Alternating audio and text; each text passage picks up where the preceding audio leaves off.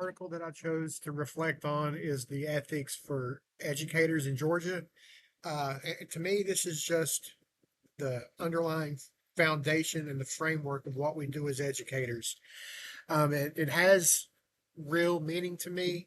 I try to approach each day through the lens of ethics and to be an ethical leader in my school building and to model what it looks like to display ethics and integrity in each of my decisions and the way I conduct myself throughout the day.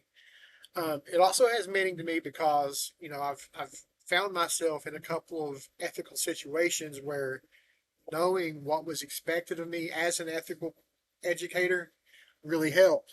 I can remember a time a couple of years ago when, at the end of the school year, right before I became an assistant principal, a teacher had come up, not a teacher, a parent had come up to shake my hand and to thank me for the school year.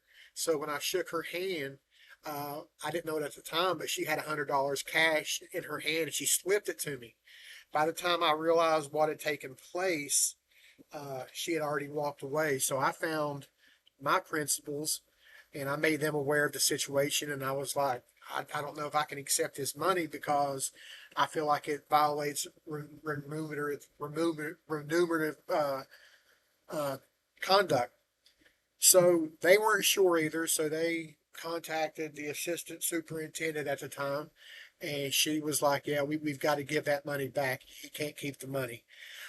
So knowing what's expected of you as an ethical leader, it really helps to approach each day with that frame of mind.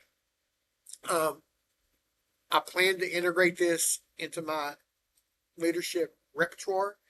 I already have, but it's something that's I don't feel it's ever really uh, perfected. I think this is something that you work on each day to get better at. So, looking at my job through the lens of ethics and what I've learned about ethics, both in this class and the other class that I'm taking, I know that there's plenty to integrate into my leadership capabilities. Conduct with students, legal compliance, all of these are important. Testing, these are the backbone of what we do as educators, and I feel that having a solid foundation of what's expected of you as an ethical educator, as an ethical leader, uh, only helps to develop you as a person and as an educator.